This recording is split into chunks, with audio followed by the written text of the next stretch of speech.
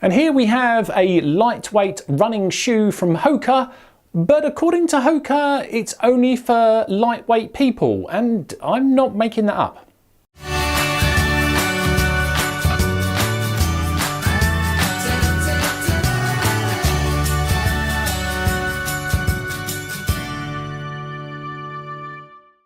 So before we get on to that rather contentious issue that I mentioned right at the beginning there in the intro, let's have a sort of general overview of where we are with this Hoka.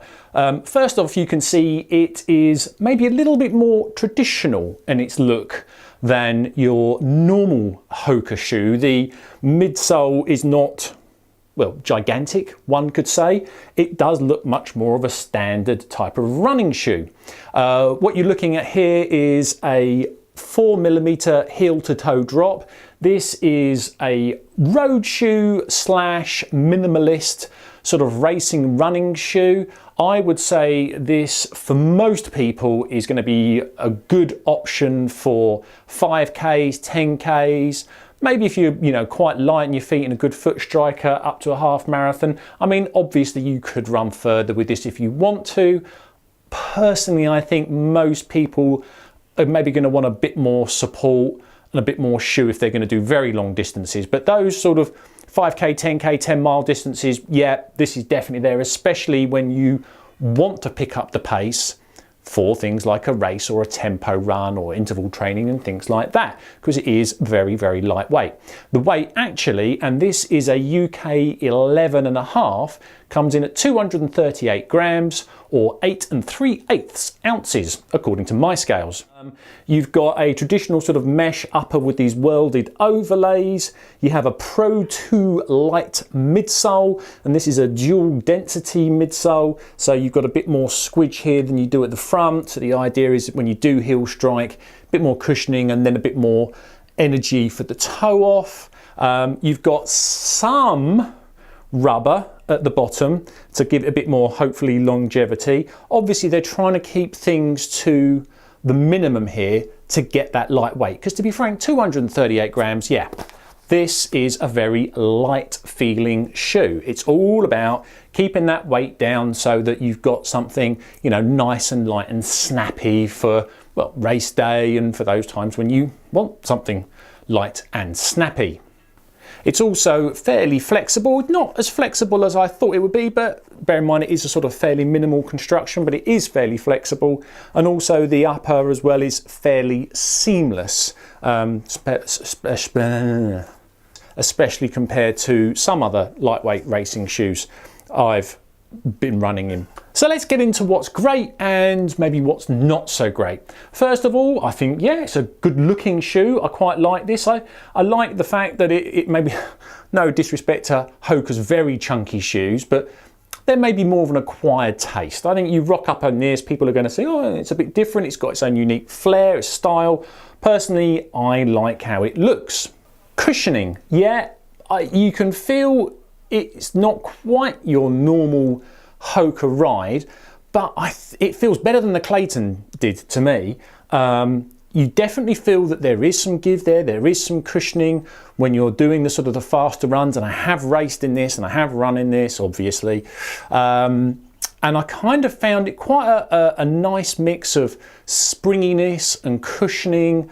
It felt actually quite a nice balance. So it felt lively, felt like there was definitely some go to it, but at the same time, I didn't feel I was running with zero cushioning. So I think, yeah, some kudos to Hoka for getting a nice, interesting balance between the two. Still felt like I was running in a Hoka shoe, so it still had a reasonably decent amount of cushioning, but it also felt like I was running in a lightweight racing Hoka shoe, which is, pretty much where they were clearly wanting to pitch it. But it's not all ice cream and Belgian waffles. What are the things that maybe are not quite so great? Well, the fit. As I mentioned earlier, I'm normally a UK 11. This is an 11.5, this particular shoe. I went up half a size because, it's Hoka. Kind of wishing I'd gone up a full size. I think if you were going to get this, maybe even a size and a half. I mean, you really want to try it on. Now, I know this is no longer a current model. There is a new version of this out. When this was new, this was like £100 shoe. Now it's heavily discounted. So, you know, that's a good thing. But sizing wise, yeah, this is, I mean, Hoka can be quirky on their sizing at the best of times. This is particularly quirky. So I would say if you're buying it online because you've seen a bargain and you fancy it, I would personally recommend going a full size larger. Now, yeah, because it is a racing type shoe, like a racing flat and minimalist shoe, they are often a bit more snug, again, to keep the weight down. So you expect it to be a little bit snug, but even by going up half a size, to me, it's still too snug. I say I would be tempted to go a full size, maybe even a size and a half bigger. You know, it's going to depend on how you like your shoe to fit around you.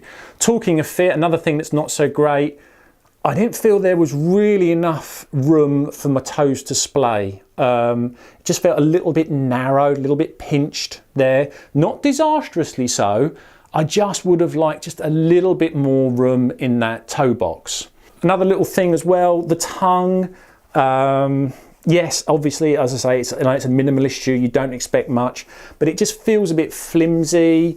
There's just a little bit of foam kind of attached and stitched in there, so maybe not as seamless as it should be, but nitpicking. It just didn't feel robust. It didn't give me that. I know maybe that's a little bit silly to say when it is such a minimalist shoe, but it didn't feel secure. I would have liked something to feel a bit, well, just better. I'm not a shoe builder. I don't know how they exactly do these things. I just know when something doesn't feel quite right. And maybe one of the most crucial things, to go right back to the point I made in the intro, a lot of people are finding that this is flattening out prematurely. In other words, the cushioning, yeah, after a few miles, it's not, well, hard to say specifically how many miles, but it is flattening out way too soon for them. And apparently there's been a response from Hoka saying they built this shoe for people who are sub 85 kilos. I can tell you right now, I am not under 85 kilos. I'm 6'4", I'm more like 92 kilos. So I'm over the weights of the guidelines of this shoe. And I find that really weird. I personally can't remember ever having a shoe company say, no, you're too heavy for this shoe, it's going to wear out prematurely. If I'm wrong there, please leave details of comments below on shoes where there are weight restrictions or weight guidelines, because that's not something I've encountered before. So if you are over 85 kilos and you buy this shoe, I wouldn't expect to get long miles out of it before the cushioning, well, yeah, flattens out. And I'm not sure that's a good thing. I mean, it's not obvious when you buy these things online that Hoka recommend you be sub 85 kilos. And you kind of think, if that is a proper thing, then it should be very clear to any prospective buyers that that is a thing, that it is designed for people that are under that weight category. It's not something you should have to search online to find out. To be frank, I don't even think it should be a thing, period. It's like that, to me, that just blows my mind slightly. But anyway, that's as the information is that I've managed to find out. To summarise, it does feel light, it does feel nimble. I quite enjoy running in it. I wouldn't say it's got that sprinkling of magic. It doesn't blow me away, but at the same time, I think it's fairly good and competent. To me, it's a 4-star shoe because, yeah, I couldn't give it 5. 1, it hasn't blown me away.